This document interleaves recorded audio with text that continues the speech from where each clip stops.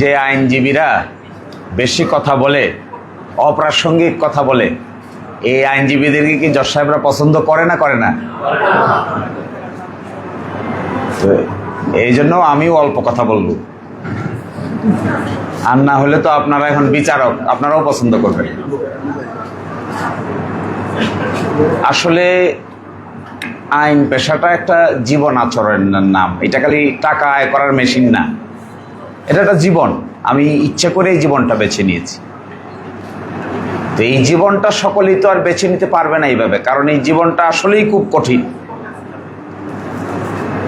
একটা লোক যখন মিলিটারি অফিসার হয়, তখন বিএমএতে ট্রেনিং দেওয়ার পরে আপনি দেখবেন সাধারণ মানুষের সঙ্গে একজন মিলিটারি অফিসার ভালোভাবে মিশতে পারে না, কারণ সে একটা বিশেষ পরিবেশে থাকে, লেফট রাইট করে, তার কাজের ধরনেই ভিন্ন। যারা পৃথিবীর বিভিন্ন জায়গায় গিয়েছেন তারা দেখবেন অন্য জায়গায়, উন্নত দেশে আইনজীবী হওয়া মানে বিরাট ব্যাপার। আমি তো আমেরিকায় দেখেছি, ইউকেতে দেখেছি, অস্ট্রেলিয়াতে দেখেছি, কানাডাতে দেখেছি। ওরা বলে লয়ার, অ্যাটর্নি, আমেরিকাতে বলে অ্যাটর্নি। অ্যাটর্নি কেউ হয়েছে এটা শুনলে তার 7 খুন মাপ। অ্যাটর্নি মানে বিরাট ব্যাপার। কিন্তু আমাদের দেশে এই স্ট্যাটাসটা এখন এইভাবে প্রতিষ্ঠিত হয় নাই। কেন হয় নাই? এক হলো আমাদের দেশের ওয়ারেন্ট টু প্রেসিডেন্সে, রাষ্ট্রীয় মেকানিজমে ওয়ারেন্ট টু প্রেসিডেন্সে আইনজীবীদের জন্য এখনো বিশেষ কোনো জায়গা বরাদ্দ করা হয় নাই। আরেক হলো আইনজীবীদের আচরণ কোথাও কারো ক্ষেত্রে এত নিম্নমানের চলে যাই আমরা, আমাদেরকে মানুষ আইনজীবী হিসেবে বিবেচনা করতেও তাদের বিবেকে লাগে। এখন প্রশ্ন হলো এখান থেকে কি করে বের হব? এই সিচুয়েশন থেকে আমরা বের হব কি করে? 70-75 হাজার আইনজীবী আছে দেশ জুড়ে। আমার তো ধারণা আইনজীবীরা যদি সত্যি কথা বলতে পারে, সংকীর্ণ রাজনীতির ঊর্ধ্বে উঠতে পারে, দলীয় লেজুর ভিত্তি ছাড়তে পারে, আইনকে ধারণ করতে পারে, সত্যি কথা বলার মতো সাহস অর্জন করতে পারে, নিজের বিরুদ্ধে গেলেও সত্যি কথা বলে, এই 75 হাজার লোক যদি প্র্যাকটিস পারে, বাংলাদেশের রাজনীতিবিদরা সোজা হইতে বাধ্য হবে। কিন্তু আমরা পারি না কেন? কারণ আমরা বিভিন্ন কারণে বিভিন্ন জায়গায় বিভিন্ন ব্যক্তির মাথা বিভিন্ন জায়গায় ঢুকিয়ে দিয়ে নিজের স্বাধীনতা নিজেই নষ্ট করে দিয়েছি। স্বাধীন থাকতে পারি না আমরা। নিজের দলের লোকেরা যদি অন্যায় করে আর কিছু বলতে পারি না। পারি না কেন? আমি তো আইনজীবী। নিজের দলের লোকেরা যদি অসাংবিধানিক কাজ করে, বেআইনি কাজ করে, আমার তো বলার কথা ছিল। আইনজীবীরাও যদি বেআইনি কাজ করে, এটাও তো আমার বলার কথা ছিল। বিচারক যদি বেআইনি কাজ করে, এটাও আমার বলার কথা ছিল।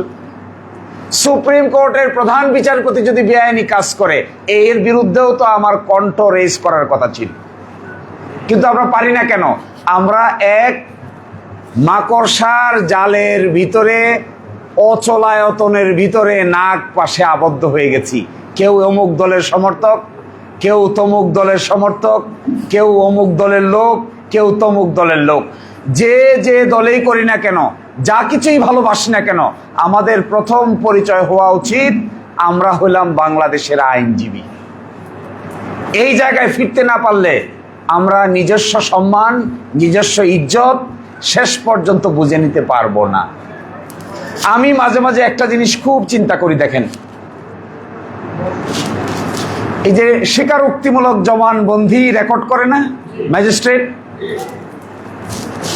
সকলের অভিযোগ যে স্বীকারোক্তিমূলক জবানবন্দি মাইরে পিটে নেয়। অভিযোগ না এটা? সুপ্রিম কোর্টে যে কয়েকটা মৃত্যুদণ্ডের কেস করি আমি, তার মধ্যে 100টা করলে 80টা পাই যে একমাত্র সাক্ষ্য প্রমাণ হইল কনফেশনাল স্টেটমেন্ট, আর কিছু নাই। আর আপনারা যারা করছেন এখানে, ম্যাজিস্ট্রেট সাহেব আপনাকে 3 ঘন্টার সময় দিছে কিনা? ম্যাজিস্ট্রেট সাহেব বলছে হ্যাঁ। তারপরে আপনার গায়ে কোনো মারার চিহ্ন আছে কিনা? না। ম্যাজিস্ট্রেট সাহেবকে যত কিছু যারা করছে সব ঠিক আছে, অথচ আমাদেরকে কোর্টে গিয়ে আমরা বলতেছি যে নির্যাতন করে, নিপীড়ন করে, জোর করে আমাকে স্বীকারোক্তিমূলক জবানবন্দি নিছে, অথচ ওই সিস্টেমটার কোনো ডেভেলপ করছি না আমরা। সিস্টেমটা কি? পুলিশ নিয়ে আসে, কখনো রিমান্ডে থেকে নিয়ে আসে, কখনো রিমান্ড না হয়ে সরাসরি ম্যাজিস্ট্রেট সাহেবের কামরায় নিয়ে যায়, কামরায় ভিতরে ঢুকাই দিয়ে বাইরে দাঁড়ায় থাকে, ভিতরে বসে ম্যাজিস্ট্রেট সাহেব লেখেন, উনি বলেন, এরপরে এটার নাম হলো স্বীকারোক্তিমূলক জবানবন্দি। আসামি পরে অভিযোগ করে যে আমারে পিটাইছিল, আমারে মারছিল, লেখে দিছিল, সময় দেয় নাই, স্যার যা কইছে তার উপর স্বাক্ষর দেয়। এত আইনজীবী আমরা, এত আইনজ্ঞ, দেশে বিদেশে এত বড় বড় অফিসার, এত বিচারক, এত সুপ্রিম কোর্টের বিচারক, হাইকোর্টের বিচারক, সেশনস কোর্ট, এত কিছু আছে। একটা লোকের মাথায় আমরা কি এই সিস্টেমটাকে পরিবর্তন করার জন্য আমরা চিন্তা করেছি? তাহলে কিসের আইনজীবী হলাম? তাহলে কি করে সংস্কার করব? কি করে আইন পেশায় একজন মানুষকে সঠিক সেবা দান করব? সংস্কারের চিন্তা তো মাথায় নাই। এক লোক এসে তো কেউ তো এসে বলে না যে আসলে এখন থেকে চলেন, যখন কনফেশন রেকর্ড করা হবে তখন আসামি পক্ষের আইনজীবীও ওনার সাথে থাকবে, এই নিয়ম করি আমরা। আমরা তো এটা কখনো বলি না যে যখন কনফেশনটা রেকর্ড করা হবে চলেন আমরা একটা নিয়ম করি, কনফেশন রেকর্ডের সময় একটা অডিও ভিডিও সংরক্ষণ করা হবে। আমরা তো কেউ এসে বলি না যে কনফেশন মানে কি? কনফেশন মানে কেউ অনুশোচনা করে নিজের অপরাধের কথা নিজেই স্বীকার করে দিয়েছে, এটার নাম কনফেশন।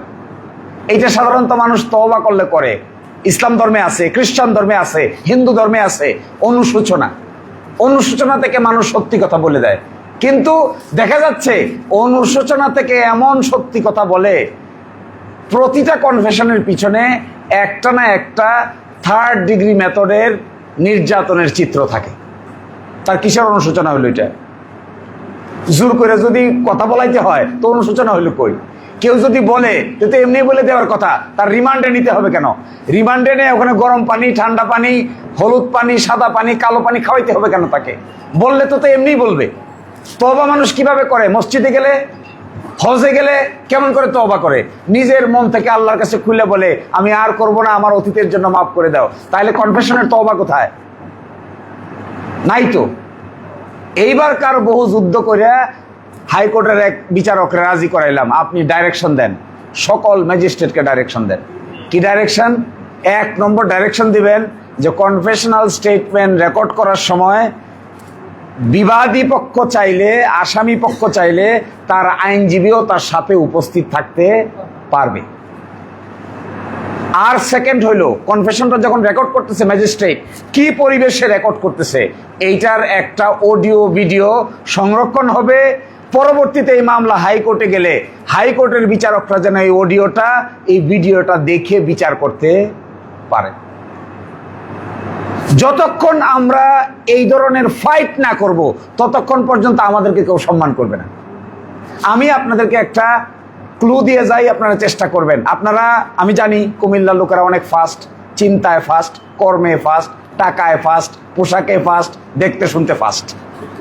তো আমি আপনাদের কাছে একটা এক্সপেকটেশন, আমি এক জায়গায় দেখছি শুরু করেছে কুমিল্লা থেকে, কুমিল্লার ডিস্ট্রিক্ট এবং সেশন জাজ থেকে আপনারা আগাম জামিনের ব্যবস্থা করার ব্যবস্থা করেন। আগাম জামিনের জন্য ঢাকায় যাবেন কেন বলেন তো দেখি? আপনারা কখনো ফাইট করেছেন সেশন কোর্টে গিয়া? একটা আগাম জামিনের অ্যাপ্লিকেশন কালকে সভাপতি সাহেবকে দায়ের করেন, দায়ের করে বলেন যে আমি আপনার কাছে আগাম জামিন চাই, দেখেন না কি কয়। যতক্ষণ পর্যন্ত আমাদের গ্রাম অঞ্চলে বলে ঠেটাগিরি, ঠেটাগিরি বুঝেন? যতক্ষণ পর্যন্ত আপনি আইনের বিধানকে সঠিকভাবে অ্যাপ্লাই করার জন্য ব্যতিক্রমী উদ্যোগ নিতে না পারবেন ততক্ষণ পর্যন্ত আপনাকে কেউ ব্যতিক্রমী আইনজীবী হিসেবে মেনে নিবে না। খালি জিন্দাবাদ মুর্দাবাদ, ভোট দাও, আমার দল তোমার দল, আইনের নতুন কি বাইর করছেন আপনি এটা দেখেন না। আপনি বারের প্রেসিডেন্ট, আপনি বারের সেক্রেটারি, আপনি বারের কমিটিতে আছেন, আরেকজন কমিটিতে ছিল, আরেকজন ট্রেজারার, খালি টাকা পাহারা দেওয়ার জন্য। সেই বারের প্রেসিডেন্টকে আমি ব্যক্তিগতভাবে সবচাইতে বেশি সম্মান করব, যে বারের প্রেসিডেন্ট বারের অভ্যন্তর সিস্টেমের ভিতরে এমন সুন্দর সুন্দর বিচারিক সিদ্ধান্তের আবির্ভাব ঘটাবে, যে আবির্ভাব ঘটানোর কারণে লাখো লাখো মানুষ তার সুবিধা পাইতে থাকবে।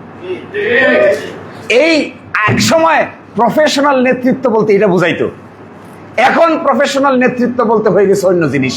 এখন প্রফেশনাল নেতৃত্ব হলো কার কয়জন লাঠি আছে, কে কার সাথে সম্পর্ক মেনটেন করে, কার বাড়ি কই, কার গ্রুপ কয়টা, এগুলো হচ্ছে প্রফেশনাল নেতৃত্ব। আমি দেখেছি চোখের সামনে, রোকন সাহেব ছিলেন সুপ্রিম কোর্ট বারের প্রেসিডেন্ট। এক বিচারকের বিরুদ্ধে অভিযোগ আসলো তিনি ঘুষ খেয়েছেন, একটা পত্রিকায় রিপোর্ট বের হলো। উনি পত্রিকার রিপোর্টটা সাথে সাথে নিয়ে সুপ্রিম কোর্টের ফুল বেঞ্চে গিয়ে বললেন, মাই লর্ড, এই বিচারককে তাড়াতাড়ি তাড়ান, না হলে আমরা এই বারে কাজ করবো না। ভয় পেয়ে গেল চিফ জাস্টিস। রোকন সাহেব বলেন কি? বলছে, I am the president of the bar, I am the representative of the supreme court bar association. আপনার স্ট্যাটাস আর আমার স্ট্যাটাসের মধ্যে খুব বেশি পার্থক্য নাই, আপনি উপরে আছেন আর আমি নিচে আছি, এই এতটুকু। So I am representing the lawyer, the key members of the society. I am submitting an application before the Supreme Judicial Council. এই বিচারককে যদি না তাড়ান, তাহলে ঘুষের লেনদেনের অভিযোগ আসছে, এই বিচারককে নিয়ে সুপ্রিম কোর্ট চলতে পারে। শেষ পর্যন্ত এই বিচারক সাহেব সুপ্রিম কোর্ট ছেড়ে যেতে বাধ্য হয়েছে। এই ধরনের বোল্ড ভূমিকা যখন আইনজীবী নেতৃবৃন্দের থাকবে না, সেই আইনজীবী নেতৃবৃন্দের রাজনৈতিক আনুগত্য থাকতে পারে, কিন্তু আইনের ক্ষেত্রে নতুন কিছু উদ্ভাবনী শক্তি অ্যাপ্লাই করতে পারবে না। আপনাদের এখানে বিচারকদের বিরুদ্ধে অভিযোগ আছে না? সময় মতো এজলাসে উঠে কি উঠে না, অভিযোগ আছে না? বিকালের হাফে উঠে কি উঠে না, অভিযোগ আছে না? এখন যদি একটা রেমেডি পাওয়ার জন্য খালি জিহুজুর করেন, তাহলে তো কাজ হবে না। কিন্তু তা না করে যদি সত্যিকার অর্থে দণ্ডের মতো সোজা রাখতে পারেন, আপনাদের ছাড়া তারা বিচার করতে পারবে? সম্ভব আপনাদের ছাড়া বিচার করতে? কি করে করবে বিচার করতে? আমি মনে করি যে আইনজীবী আইন জানবে, যে আইনজীবী আইনের বেসিক রুলিং জানবে, সর্বশেষ পজিশন জানবে, এই সমস্ত আইনজীবীদেরকে বিচারক বৃন্দ ভয় পেতে বাধ্য হবে। আপনাদের মধ্যে অনেক আইনজীবী আছে যাদেরকে সন্ধ্যার পরে কিংবা কোর্ট আওয়ারের পরে চা খাওয়ার দাওয়াত দেয়, আছে না এরকম? সকলরে দেয়? কেন দেয়? নিশ্চয় একটা না একটা ঝামেলায় পড়ছে, এই জন্য দেয়। এই ঝামেলাটা অনেক সময় রায় খুঁজে পায় না, রায় লিখতে হবে না তো আইন জানতে হবে না? কতটুক জানে একজন অ্যাসিস্ট্যান্ট জাজ, মাত্র একটা বিশ্ববিদ্যালয় থেকে অনার্স পাশ করে এসে অ্যাসিস্ট্যান্ট জাজ হয়েছে। আপনি তো এখানে উকালতি করতেছেন 40 বছর থেকে, 30 বছর থেকে। তার অভিজ্ঞতা আপনার অভিজ্ঞতা দিন আর রাতের পার্থক্য। তা আপনি যদি আইন কানুন জানেন, তা আপনাকে ছাড়া সে 2 কলম লিখবে, কোথা থেকে লিখবে? কেমনে লিখবে? কিভাবে লিখবে? আমি আমার জুনিয়র বন্ধুদেরকে একটা কথা বলি, আপাত অর্থে প্রাথমিক 5 বছর কোনো ধরনের বাড়তি কোনো কাজের সঙ্গে যুক্ত হবেন না।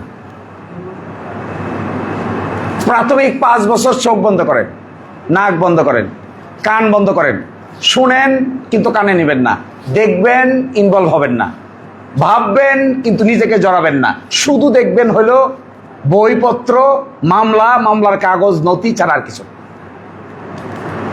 খন্দকার সাহেবের সামনে আমি একদিন বসে প্রথম আলো পত্রিকা পড়তেছি। খন্দকার মা বলছেন, আমারে বলে, তুমি পত্রিকা পড়ো কেন? তোমার কোনো কাজ নাই?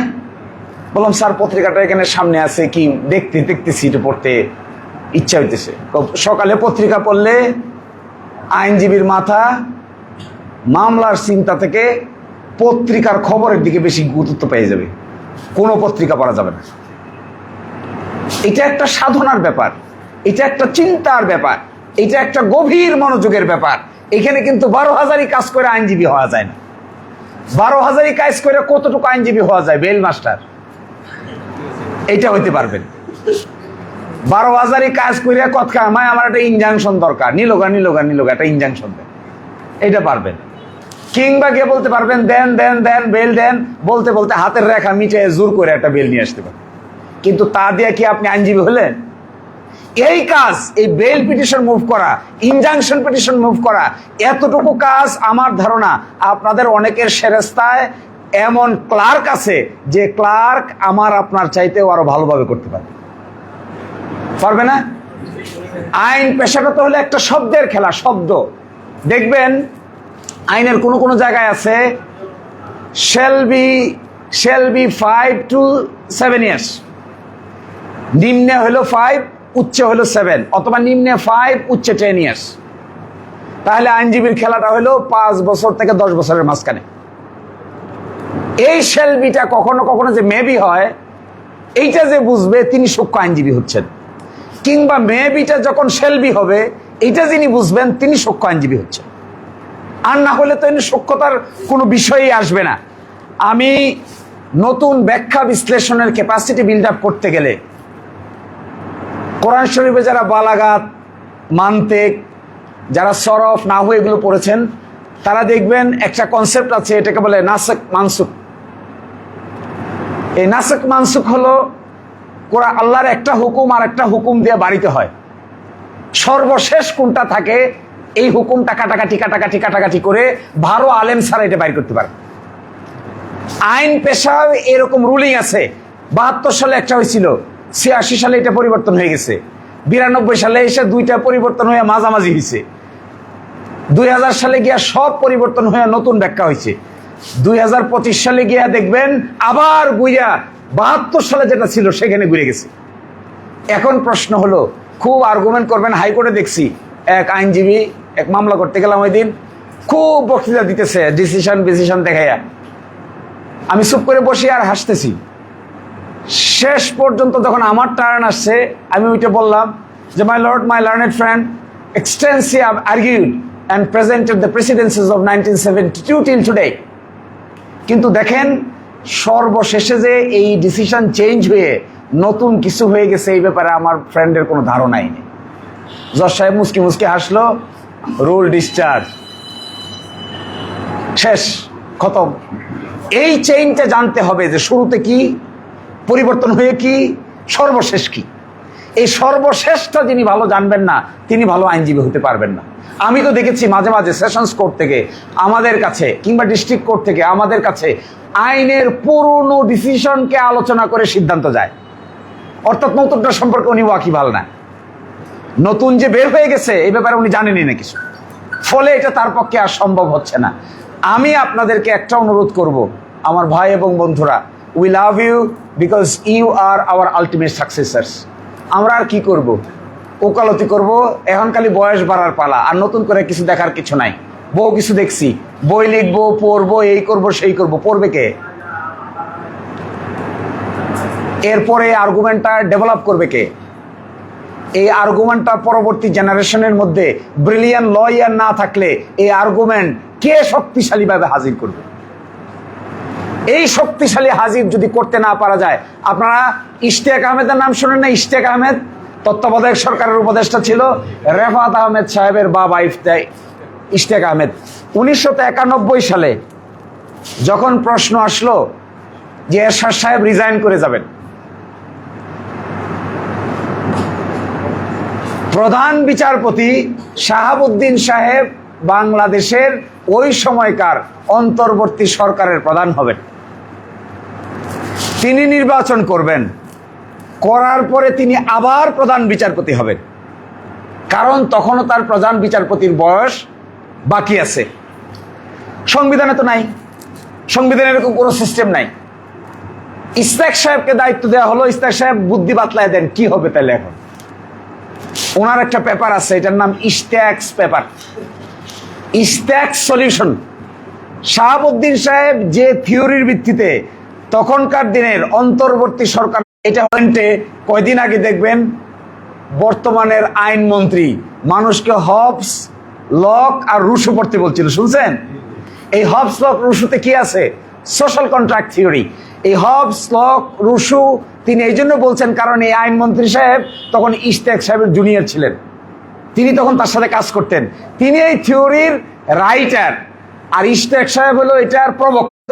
একসাথে এসে একটা কনসেনসাসে পৌঁছতে পারে, একমত হতে পারে, ওই একমতের বিধানটাকে আপাত অর্থে সংবিধানের উপরে প্রাধান্য দিতে হবে, কিন্তু পার্লামেন্ট গঠন হওয়ার পরে নতুন সাংবিধানিক সংশোধনী পাশ করতে হবে। এই থিওরির নাম হলো স্ট্যাক্স theory. He was the propounder of the theory. এখনকার দিনের আমাদের রিসেন্টলি বিদায়প্রাপ্ত প্রধান বিচারপতির বাবা। দেখবেন পলিটিক্যাল ক্রাইসিস, হিস্ট্রি, ল, রাজনীতি, ইতিহাস এবং আইন একটা আরেকটার সঙ্গে ওতপ্রোতভাবে জড়িত। একটা থেকে আরেকটাকে আপনি আলাদা করতে পারবেন না। এগুলো মাতৃ জঠরে যমজ সন্তান যেভাবে লেগে থাকে, রাজনীতি, আইন এবং ইতিহাস একটা আরেকটার সঙ্গে এইভাবে ওতপ্রোতভাবে জড়িত। একটাকে আলাদা করবেন, আরেকটা মরে যাবে। আপনি বাংলাদেশের 5ই আগস্টের বিপ্লবের কথা স্মরণ না করলে বর্তমান অন্তর্বর্তীকালীন সরকারের কোনো লিগ্যাল ফাউন্ডেশন খুঁজে পাবেন না। ওই 5ই আগস্টের ঐতিহাসিক ঘটনাটাকে যদি আপনি সরাই দেন, এরপরের অন্তর্বর্তীকালীন সরকারকে মনে হবে, ইউনূস সাহেবকে মনে হবে এটা আজাইরা লোক আসছিল, যন্ত্রণা করে চলে গেছে। কিন্তু যদি 5ই আগস্টকে আপনি মাথায় ধারণ করেন, তাহলে দেখবেন ইউনূস সাহেবের একটা লিগেসি ক্রিয়েট হচ্ছে। তাইলেই বর্তমান নির্বাচনের লিগেসি ক্রিয়েট হবে, তাইলেই বর্তমান পার্লামেন্টের লিগেসি ক্রিয়েট হবে, তখনই শুধুমাত্র সরকারের লিগেসি ক্রিয়েট হবে। আপনি 5ই আগস্ট বাদ দিবেন ইতিহাসের পাঠ থেকে, ইউনূসও নাই, নির্বাচনও নাই, পার্লামেন্টও নাই, সরকারও নাই, বিরোধী দলও নাই, কিছুই থাকবে না। এই জন্য ইতিহাস, কনস্টিটিউশন, পার্লামেন্ট এবং রাজনীতি, ল এন্ট্যাঙ্গেলড, একটার সাথে আরেকটা ওতপ্রোতভাবে জড়িত। এখন ভালো আইনজীবী কে হবে? এক সময় পরে গিয়া দেখবেন কোর্টে ইতিহাস শোনাইতে হয়। কি ইতিহাস? আমার এই প্রেক্ষাপটে মনে পড়ছে, ঢাকা ইউনিভার্সিটির ডাকসুর একটা মামলা হয়েছিল না, নির্বাচন কেন্দ্রিক? শুনেছেন সে ডাকসুর মামলার কথা? হাইকোর্টে স্টে দিয়ে দিয়েছে। হাইকোর্ট ডিভিশনে ডাকসুর নির্বাচন স্টে করে দিয়েছে একজন প্রার্থীর প্রার্থিতার যোগ্যতা ও যোগ্যতার প্রশ্নে। হায়, আমি কোর্টে বসে রয়েছি, আমি বললাম, বাধা দিলাম যে আপনি এটা স্টে দিবেন না। জজ সাহেব বলে আমি দেই, নির্বাচন পিছিয়ে যাক। শুই না আমার একেবারে মাথা গরম হয়ে গেছে। করে কি? How the whole election process can be stayed? Students, after a long period of time, organized an election, a free fair election. A free fair election টা যদি stay হয়ে যায়, তাহলে there will be serious repercussion in the mind of the young people. আমি হাতে লিখে একটা slip গেলাম এই চেম্বার জজের আদালতে, গিয়ে দেখি ম্যাডাম চা খায়। চেম্বার জজের আদালতের চেম্বারে বসে চা খাইতেছে। ফারা মাহবুব। আমি গিয়ে বললাম, মাইল স্টে দেন। কই কি স্টে দিব? বললো নির্বাচন আটকে গেছে, তাড়াতাড়ি স্টে দেন। বলে আমি তো এইভাবে স্টে দিতে পারি না, একটা লিস্ট লাগবে, একটা কোর্ট লাগবে, একটা অ্যাপ্লিকেশন লাগবে। অ্যাপ্লিকেশন করার টাইম নাই। My handwriting is an application. If you want, I am giving you the undertaking. Take undertaking from me as a senior lawyer, then pass the order from your court. তিনি বলছেন যে আমি একটু ভাইবে নেই। কিছুক্ষণ vibration দিয়ে একটু পরে বিও আমাকে ফোন দিয়ে দেখতেছি কজ লিস্টে একটা মামলা দিছে, ঢাকা ইউনিভার্সিটি ভার্সেস অমুক। হাতে লেখা, কিন্তু কোনো পিটিশন নাই, কোনো অ্যাপ্লিকেশন নাই, কোনো ব্লু কাগজ নাই, কোনো এফিডেভিট নাই, কিচ্ছু নাই। আর ওইদিকে ঢাকা ইউনিভার্সিটির ছেলেরা মিছিল করতেছে। কিছুক্ষণ পরে ডাইকে নিয়ে এসে আমাকে বললো আমরা রুমেই বসি, কোর্টে আর উঠবো না। রুমে বসে অ্যাটর্নি জেনারেল সাহেবকে ফোন দিয়ে সাথে সাথে ডাইকে নিয়ে এসে বললেন ঠিক আছে, এটাকে আমি স্টে করে দিলাম। আমি কেন এই কথা শোনাচ্ছি আপনাদেরকে? আইন পেশাটা শুধুমাত্র কাগজ কলমের বাউন্ডারির মধ্যে সীমাবদ্ধ নয়। চোখের সামনে মানুষ মেরে ফেলতেছে, চোখের সামনে আপনি দেখছেন এটা হচ্ছে। আপনি জজের কাছে এখন গিয়া, আমার এখনো মনে আছে যুদ্ধাপরাধীর মামলার সময় যখন কাদের মোল্লা সাহেবকে ফাঁসি দেওয়া হবে, রাতের বেলা খন্দকার সাহেব, আমি, ব্যারিস্টার আব্দুর রাজ্জাক সাহেব গেলাম সৈয়দ মাহমুদ হোসেনের বাসায়, আপনাদের এলাকাবাসী। এই এস এম হোসেনের বাসায় গিয়া দেখে উনি লুঙ্গি পরে বসে দিয়েছে। তো আমাদের দেখে উনি অবাক হয়েছে যে বিচারক, চেম্বার জাজ লুঙ্গি পরে বাসায় বসে রয়েছে। আমরা গেছি, আদেশ দেন, ফাঁসি ঠেকান। ফাঁসি হয়ে যাচ্ছে 10:30 ফাঁসি। এটা গেছে আমরা 8টার সময়। উনি আমাদের দেখে কিছুটা অবাক, আমি তো ওইভাবে বসে রয়েছি, কোর্ট নাই, অফিসার নাই, আমি কোথায় অর্ডার দিব? আমরা খন্দকার সাহেব বলতেছিলাম, মাই লর্ড, আমরা জীবনে বহু মামলা করেছি চেম্বার জজের চেম্বারে বসে, কোর্টে না, আপনি চাইলে অর্ডার দিতে পারেন। উনি একটু অস্বীকৃতি প্রকাশ করে করে অর্ডার দিয়ে দিল, আচ্ছা যান ঠিক আছে, এখন স্টে হয়ে যাবে, আগামীকালকে কোর্টে আসবে। লুঙ্গি পরে অর্ডার দিয়েছে। আমি রাত 3টার সময় আমার সিনিয়রের সঙ্গে রাত 3টার সময় এক জজের বাসায় গিয়া এক এভিকশন উচ্ছেদ নোটিশের আদেশ এনেছিলাম। এই ব্যতিক্রম জিনিস শিখতে গেলে ব্যতিক্রমী কাজ করে এরকম সিনিয়রের সঙ্গে থাকতে হবে। আর যদি খালি নিয়ম শৃঙ্খলা খুঁজেন তাহলে মক্কেলের 12টা বাজে যাবে, কাজের কাম কিছুই হবে না। এই ব্যতিক্রম জিনিসটা শেখার জন্য এক্সেপশনাল ক্যাটাগরি যারা করে, আমাদের দেশে রিভিউ আছে। আপনারা দেন মৃত্যুদণ্ড, হাইকোর্টে যায় মৃত্যুদণ্ড বহাল, সুপ্রিম কোর্টে যায় মৃত্যুদণ্ড বহাল, রিভিউ আছে মৃত্যুদণ্ড বহাল, এরপরে কি? এরপরে তো ঝুলে যাও। খন্দকার সাহেব গল্প কইতো, এক লোক হাইকোর্টে মামলা গেছে, উনি আর্গুমেন্ট করছে কিন্তু ওনার কথা শুনে নাই, মৃত্যুদণ্ড বহাল। স্যারকে গিয়ে বলছে, স্যার এবার কি করব? বলছে আপিল করব। আপিল করছে, 8 বছর পরে আপিলেও মৃত্যুদণ্ড বহাল। বলে স্যার এবার কি করব? বলে রিভিউ করব। 6 মাস পরে রিভিউ পিটিশন খারিজ। বলে স্যার এবার কি করব? বলছে আল্লাহর নামে ঝুলে যাও। ঝুলে যাও কয়ে বসে থাকে নাই, বলছে আমি তোমার জন্য একটা কিউরেটিভ পিটিশন দায়ের করব। দেখেন, কিউরেটিভ পিটিশন, এটা বাংলাদেশের ইতিহাসে দ্বিতীয় কোনো আইনজীবী খুঁজে পাবেন না কারো সাহসে কোলাবে, যে একটা রিভিউ পিটিশন ডিসমিস হয়ে যাওয়ার পরে আর একটা কিউরেটিভ পিটিশন ফাইল করা যায়। এরকম বীর পুরুষ বাংলাদেশে খন্দকার মাহবুব হোসেন ছাড়া আর কারো মাথায় এটা আসবে না।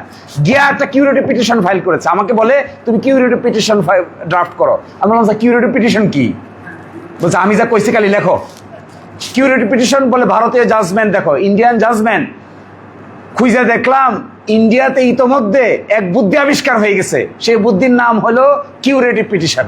বললাম আপনি কোথায় পাইলেন স্যার এটা? আমি পত্রিকায় পড়ছি। তুমি বাইর করো। ইন্ডিয়ান সুপ্রিম কোর্ট জাজমেন্ট দিয়েছে, রিভিউ ডিসমিস, মৃত্যুদণ্ড কার্যকর করতে কয়েকদিন দেরি হয়েছে। ইন্ডিয়ান সুপ্রিম কোর্টে গিয়ে রিট পিটিশন ফাইল করেছে, রিট পিটিশন ডিসমিস, দেন কিউরেটিভ পিটিশন ফাইল করেছে। আমার মৃত্যুদণ্ড কার্যকর করার কথা যেদিন মৃত্যুদণ্ড ডিসমিস হয়েছে, রিভিউ পিটিশন সেই দিনেই। আপনি আমাকে 15 দিন মৃত্যুর ঘন্টা চোখের সামনে বাজাইছেন, এক এক দিনকে মনে হয়েছে এক এক বছর। সুতরাং আপনি আমার মৃত্যুদণ্ড আর কার্যকর করতে পারবেন না। ফাইনালি এই কিউরেটিভ পিটিশন দায়ের করলাম, উনি আমাকে নিয়ে গেল, আর্গুমেন্ট করলো, জজদের রাজি হইল, মৃত্যুদণ্ড থেকে যাবজ্জীবন সাজায় পরিণত। This is something really interesting. আমার জিন্দিগিতে খন্দকার সাহেব আর ব্যারিস্টার আব্দুর রাজ্জাক সাহেবের উকালতির যে ফ্যাশন, যে নমুনা, যে মুনশিয়ানা, যে সিদ্ধান্ত নেওয়ার ক্যাপাসিটি আর যে ব্যক্তিত্ব বোধ দেখেছি, আমাদের কাছে মনে হয় এরকম ব্যক্তিত্ব বোধওয়ালা আইনজীবী এই দেশে যদি বারে বারে প্রতিষ্ঠিত হতো, বাংলাদেশে আইনের শাসন অটোমেটিক প্রতিষ্ঠা হয়ে যেত। তো আমি আপনাদেরকে আর বিরক্ত করব না। My last call to my younger brothers and sisters, you are a lawyer. Do not consider you are an ordinary lawyer. Try to be exceptional one. Do not be an ordinary lawyer. Ordinary lawyer যদি আমরা হই তাহলে আমাদেরকে মানুষ মূল্য দিবে না, মানুষ আমাদের কাছে আসবে না, মানুষ তার শান্তির কেন্দ্রবিন্দু মনে করবে না। কিন্তু যদি এক্সেপশনাল লয়ার হওয়া যায়, আমার ধারণা এই এক্সেপশনাল লয়ার হতে পারলে আপনারা এক বিরাট নতুনত্বের সন্ধান দিতে পারবেন। তার মধ্যে এই কাজ করতে গেলে প্রথম কাজ, 1 নম্বর কাজ হলো দয়া করে আইনের আলাপ ছাড়া আপাতত 5 বছর বাড়তি কোনো কাজের সঙ্গে নিজেরে জড়িত করেন না। 1। 2 নম্বর হলো সিনিয়রকে একেবারে পানি খাওয়া থেকে শুরু করে বাথরুম যাওয়া থেকে শুরু করে ঘুমানোর আগ পর্যন্ত বিরক্তির ছেলায় সিনিয়র একবার বলতে বাধ্য হইতো, বাবারে তুই এবার বাড়ি যা, এইটা ছাড়বেন না। তৃতীয়ত, কোনো কোর্টে কোনো আদেশ দিলে পরে ওই আদেশে সন্তুষ্ট হয়ে চলে আসবেন না, তাহলে আইন শিখতে পারবেন না। যে আদেশ দিবে আপনার মনের ভিতরে বাইর করবেন আদেশটা সঠিক না, আইনটা দেখবেন কোন আইনে দিয়েছে, কোন ধারায় দিয়েছে, ঠিক না বেঠিক। না যদি হয় একটা রিভিশন ফাইল করবেন, সঠিক যদি না হয় আরেকটা আপিল ফাইল করবেন, যাবেন আর্গুমেন্ট করবেন, বকা খাবেন, খান, বকা দিবে আপনাকে, দেখ আইন জানেন না বলবে, জানবে না। এই না জানতেই শিখা হবে। আর সর্বশেষ বলছি, আইনজীবীর আচরণটা এমন সফিস্টিকেটেড হওয়া দরকার যে আচরণের কারণে আশেপাশের লোকেরা মোহিত হয়। আমি আপনাদেরকে অনুরোধ করব, যদি সত্যিকার অর্থে কেউ আইনজীবী হতে পারে, আমি মনে করি টাকা গনে এক সময় কুলাইতে পারবেন না। যদি টাকার পিছে ঘুরেন তাহলে টাকা জীবনে আসবে না। আর যদি কাজের পিছে ঘুরেন, আইনের পিছে ঘুরেন, লেখাপড়ার পরে ঘুরেন, তাহলে টাকা এক সময় রাখার জায়গা পাবেন না। এইটা আমি দায়িত্ব নিয়ে বলে যাচ্ছি আপনাদেরকে। চোখের সামনে আমি দেখেছি খন্দকার সাহেবকে, শুধু একটু দেখা করবে, দেখা করে এসে একটা পরামর্শ নিবে। ইয়াসিন রহমানের কেস, নাম শুনছেন? ইয়াসিন রহমান, সিনিয়ররা বলতে পারবে। কেডিএস, চিটাগাংয়ের কেডিএস এর বিখ্যাত মামলা, ইয়াসিন রহমান এক ভারতীয় নাগরিককে মেরে ফেলেছিল। সেই মামলায় শুধুমাত্র টাইম পিটিশন নেওয়ার জন্য খন্দকার সাহেবকে কয়েক লক্ষ টাকা ফি দিত। আমি এক্স্যাক্টলি বলছি না, বলে উনি আমাকে বলতেন ব্যাগটা রেখে দাও। বললাম স্যার কত টাকা দিছে গণবেন না? বলে দূর, এগুলো আর কত গণবা, এগুলো আর কত, রেখে দাও। শেষ মুহূর্তে এসে, জীবনের শেষ মুহূর্তে এসে টাকাটাকে আর গুরুত্বপূর্ণ মনে হবে না। শেষ মুহূর্তে এসে মনে হবে সম্মান, ইজ্জত, কথার গুরুত্ব, লেখার গুরুত্ব, কথা বলার ভার। এটা যখন আপনি পাবেন তখন টাকা পয়সাটাকে একেবারেই সামান্য সম্পদ মনে হবে। এইটা অর্জন করতে গেলে এখন কষ্টের টাইম, পরিশ্রমের টাইম। এখন যদি এটা আমরা করতে না পারি তাহলে আমরা হারিয়ে যাব। আর করতে পারলে কুমিল্লা থেকে তো হাইকোর্টে ওকালতি করা যায়। আমি তো দেখি কেউ কেউ হাইকোর্টে ওকালতি করতে যান। কুমিল্লা থেকে হাইকোর্টে ওকালতি করা সম্ভব। আপনারা যদি সংবিধান প্র্যাকটিস করেন, রিট পিটিশন প্র্যাকটিস করেন এবং ভালো সাংবিধানিক জটিল মামলার সমাধান খুঁজতে চান, প্রয়োজন হলে আপনি নিজে সেখানে গিয়ে হাজির হবেন। এবং আমাদের সার্বিক বিচারিক ব্যবস্থার অনেক ত্রুটি আছে, এগুলোকে ডেভেলপ করতে হবে, অনেক কিছুকে ডিজিটালাইজ করতে হবে, অনেক অসুবিধা আছে, এগুলো থেকে মুক্তি দিতে হবে। মুক্তির জন্য আমি মনে করি বাংলাদেশের বিচারক সকলেরই তাদের বেতন কাঠামোকে বড় করে পরিবর্তন করা দরকার। এরা যে পরিমাণ স্যালারি পায়, যে অবস্থায় পায়, এভাবে জীবন চলে না, এভাবে জীবন চলতে পারে না। তো my request, my dear brothers and sisters, I am being your senior brother. My advice is to you, please study more and more. If you do not understand, go to your senior. If you fail to understand, go to a judge. Take help from the senior. But you must understand what is being written in the law. If you can interpret the law, law is the ultimate weapon. You have the only one weapon. আপনার তো কোনো অস্ত্র নাই, একটাই অস্ত্র আছে, এটা হলো ল। একটাই অস্ত্র আছে, এটা হলো decision. If you have the law, if you have the decision of the Supreme Court, High Court, if you can play with the judges of the subordinate court, আমার ধারণা এই অ্যাসিস্ট্যান্ট জাজ থেকে শুরু করে সেশন জাজ পর্যন্ত সকলেই আপনাদেরকে বন্ধু হিসেবে মেনে নিতে বাধ্য হবে। আর একটা সতর্কবাণী বলে যাই, যখন আইনজীবীরা আইন জানে না তখন অনেক বিচারকরা ইনসাল্ট করে না? এই ইনসাল্টের মধ্যে পড়ছেন আপনারা? দয়া করে এই সুযোগটা তাদের দিবেন না। আইনটা জেনে আইনের বইতে যাবেন না পারেন। আর একটা দায়িত্ব আমি অনুরোধ করে যাই সভাপতি ভাইকে, আরো গুরুত্বপূর্ণ ব্যক্তিবর্গ আছেন, চেষ্টা করে দেখেন কুমিল্লা বারে এখন থেকে আগাম জামিন অ্যাপ্লিকেশন মুভ করার ব্যবস্থা করতে পারেন কি না। আল্লাহ আমাদের সকলকে ভালো কাজ করার তৌফিক দান করুন। আসসালামু আলাইকুম।